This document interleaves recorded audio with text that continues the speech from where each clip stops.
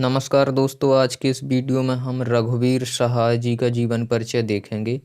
इनके जीवन परिचय में इनका जन्म, मृत्यु, रचनाएं, काव्यगत विशेषताएं, भावपक्ष एवं कला पक्ष तथा साहित्य में स्थान।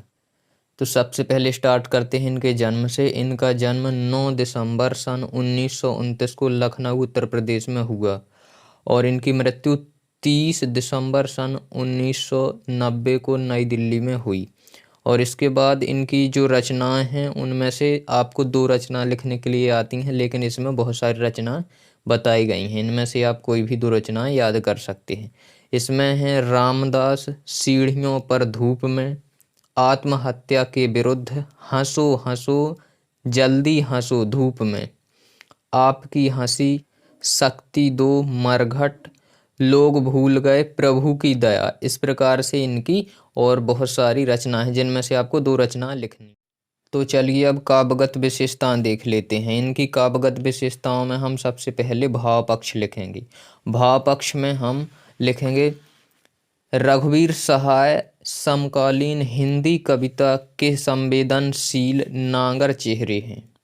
उनकी कविताओं में हत्या, राजनीतिक भ्रष्टाचार तथा शारीरिक चुनौती झेलते लोगों के प्रति संवेदनशील नजरिया देखने को मिलता है।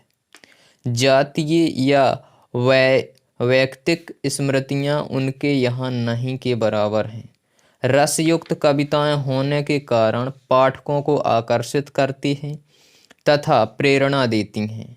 उन्होंने पत्रकार और कवि घटनाओं में निहित विडंबनाओं और त्रासदी का भी वर्णन अपनी कविताओं में किया है। कहने का तात्पर्य यह है कि वह बहुत ही संवेदनशील कवि थे तथा उनकी कविताएं हैं तो उन्होंने अपनी कविताओं में भ्रष्टाचार तथा राजनीतिक जो भ्रष्टाचार है तथा शारीरिक चुनौती को झेलते हुए लोगों के प्रति संवेदनाओं को जाहिर किया है अपनी रचनाओं में, तथा जातिवाद आदि का उनके यहाँ कोई भी भेदभाव नहीं है। और रस युक्त कविताएं भी हैं उनकी तथा प्रेरणादायक कविताएं हैं, जिनके द्वारा पाठक क्या होते हैं, सोचने पर मजबूर हो जाते हैं किसी चीज़ को, उनको प्रेरणा मिलती है उनकी कविताओं से। उन्होंने पत्रकार और कवि घटनाओं में निहित विडंबनाओं और त्रासदी का वर्णन भी अपनी कविताओं में किया है, क्योंकि वह एक पत्रकार भी थे। अब हम कला पक्ष लिखेंगे। तो कला पक्ष में हम भाषा और शैली लिखेंगे। भाषा शैली में रघुवीर सहाय की अपनी काव्य शैली है, उनकी स्वयं की एक काव्य की लिखने की शैली है। उनकी भाषा सरल, साफ सुथरी एवं सधी हुई है। उनकी जो भाषा है बहुत ही सरल तथा साफ सुथरी और सधी हुई है। भाषा ऐसी लगती जैसे उन्होंने भाषा को साध रखा है उनकी कविताओं में। उनकी भाषा शहरी होते हुए भी सहज व्यवहार वाली है। उनकी शहरी होते हुए भी क्या है, साधारण व्यवहारिक भाषा का प्रयोग उन्होंने अपनी रचनाओं में किया है। सजावट की वस्तु नहीं है उनकी भाषा, ऐसी नहीं है जैसे कि कोई सजावट की वस्तु हो, वह वास्तविक है। रघुवीर सहाय आधुनिक काव्य भाषा के मुहावरों को पकड़ने का अत्यंत कुशल हैं।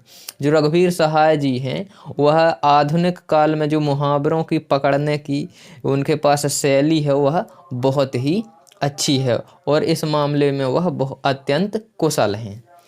मार्मिक उजास और व्यंग एवं बुझी खुरदुरी मुस्कान उनकी कविता का गुण है। छंदानुशासन के लिहाज से वे अनुपम है, मतलब छंदों अंदों का आदि का उन्होंने अनुशासित यानी कि बहुत ही अच्छी तरह से प्रयोग किया है, उसके वे मास्टर हैं। इस प्रकार से हम कला पक्ष को लिखेंगे। अब साहित्य में स्थान देखते हैं। सन 1984 में इन्हें साहित्यिक अकादमी पुरस्कार प्राप्त हुआ। नव भारत टाइम्स दिल्ली में विशेष संवाददाता रहे। 1969 से 1982 तक प्रधान संपादक रहे। 1982 से 1990 तक स्वतंत्र लेखन किया, मतलब 1982 से लेकर 1990 तक उन्होंने स्वतंत्र रूप से अपना लेखन कार्य किया। कवि होने के साथ साथ निबंध लेखक, कथाकार एवं आलोचक थे। वह कवि होने के साथ साथ एक निबंधकार तथा कथाकार भी थे। इस कारण से उनका हिंदी साहित्य में बहुत ही महत्वपूर्ण स्थान रहा है।